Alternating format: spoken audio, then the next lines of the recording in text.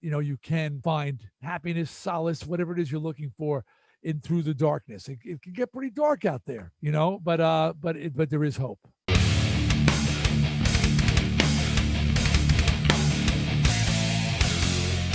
Ghost Cult Magazine welcomes in the great Dee Snider.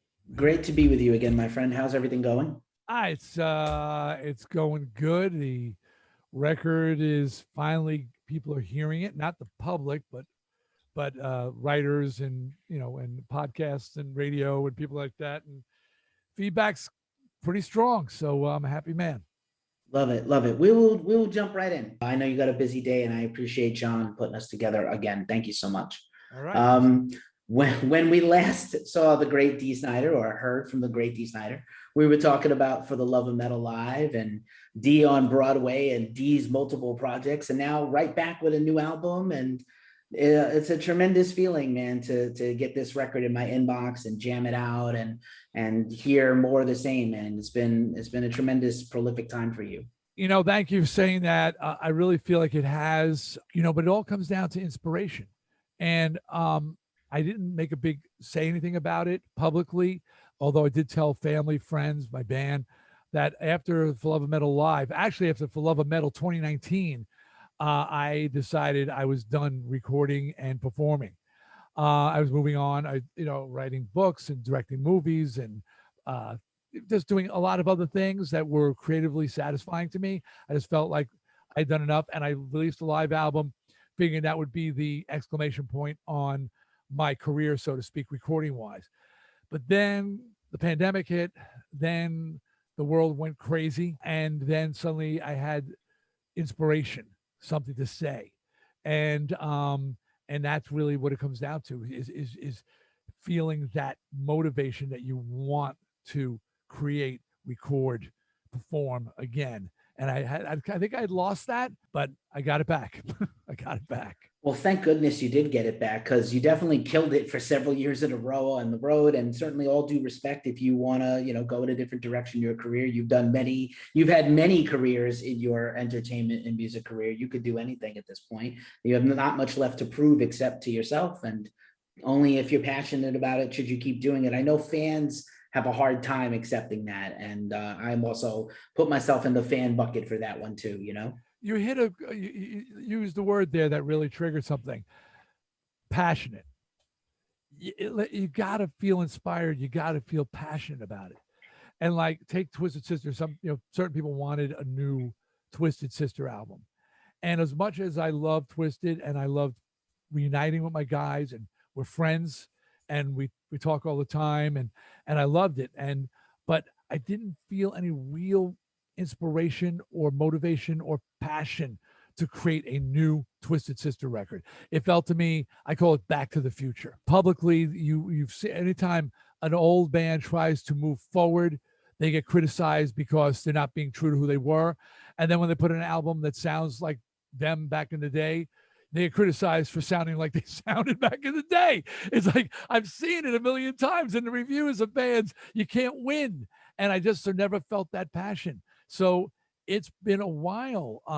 Jamey Jasta brought it back with For the Love of Metal, showing me my place in the contemporary metal world.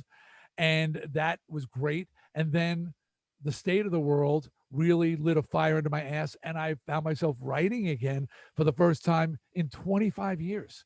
I walked away. I have not created like that in 25 years since Widowmaker's second album. So, but it was because I felt passion. Awesome, man. Well, I'm super thankful. Leave a Scar is killer. By the way, Leave a Scar coming out July 30th on Napalm Records.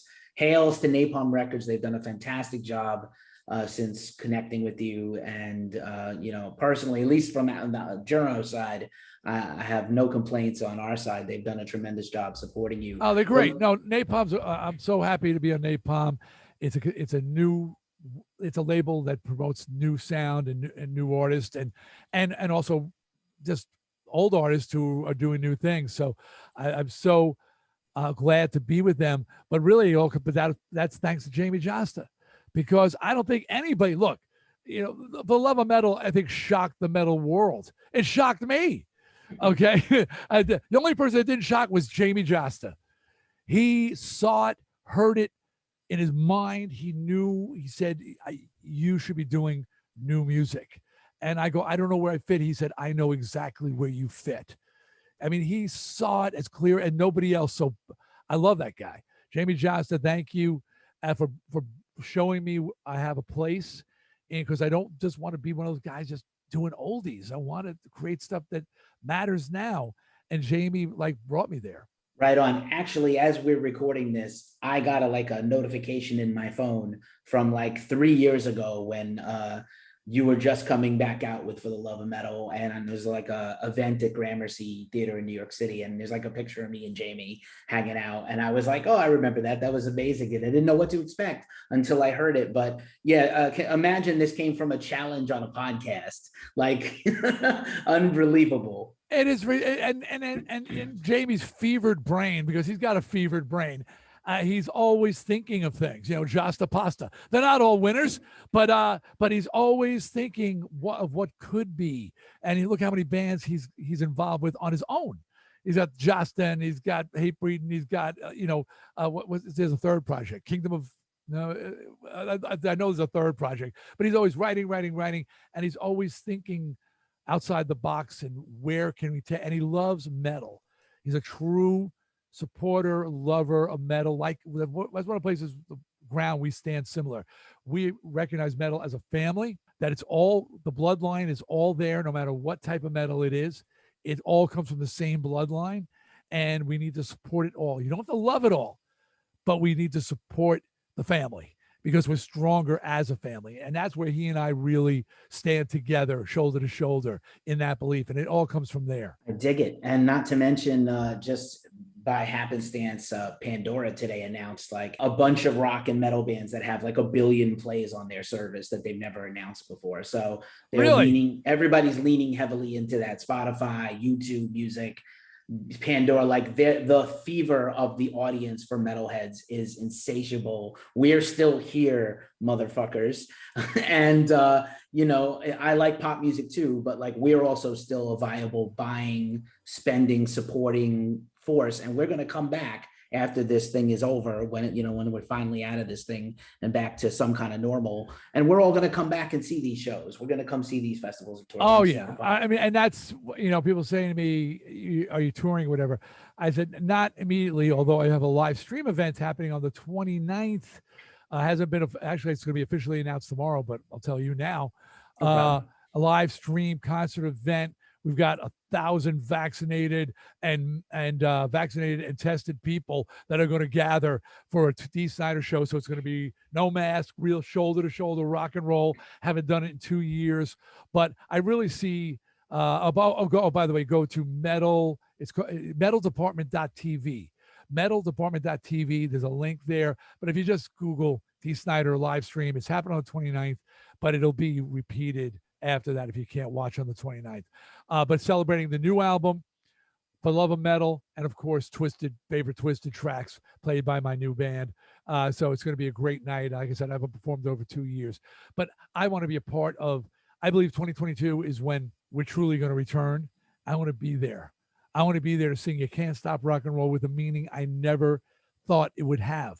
I was singing about, parents, teachers, bosses, radio, the industry, the music industry. You can't stop rock and roll.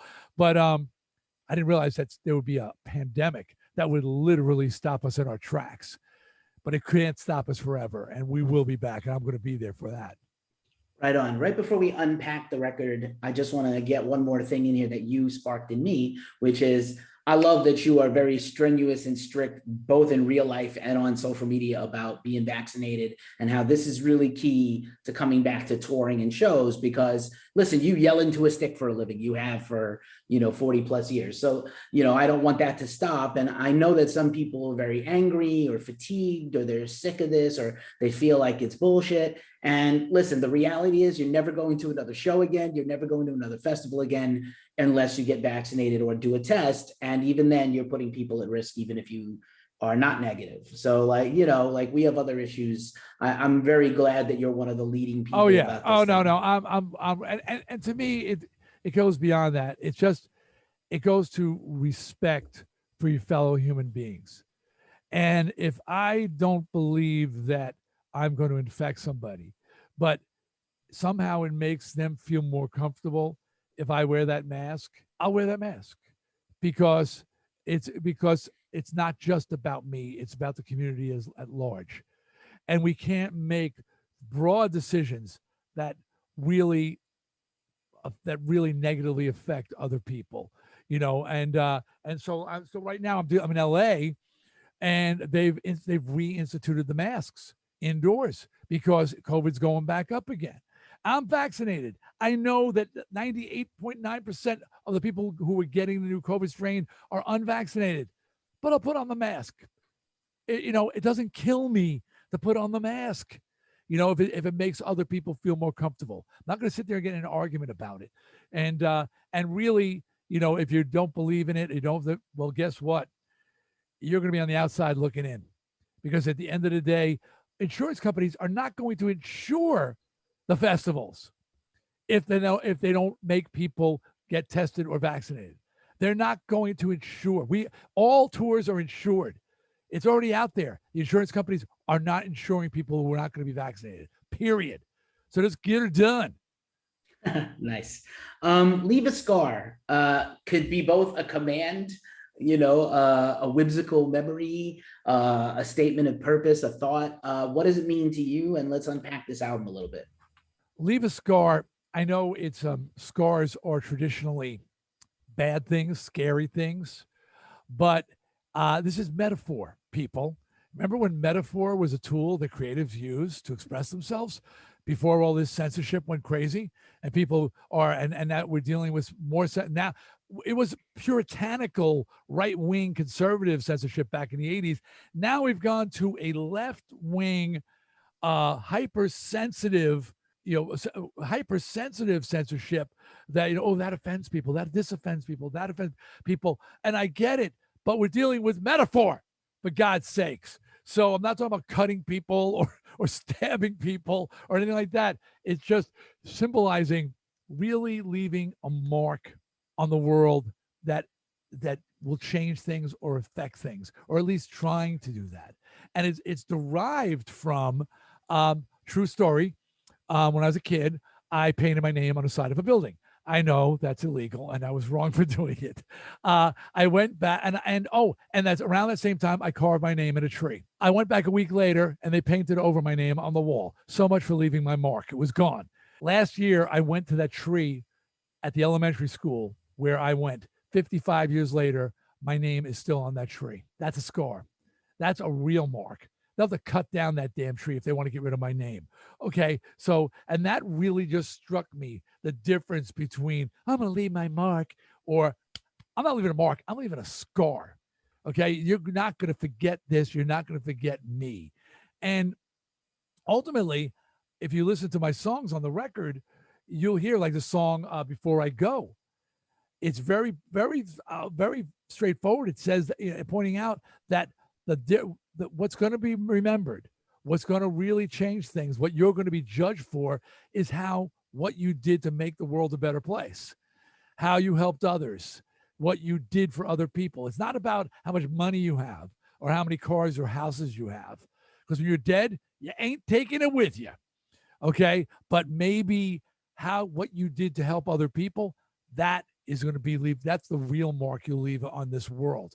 And that's something that, really came to realize probably in my 50s, when it really hit me how important it was that it wasn't all about all the things I had.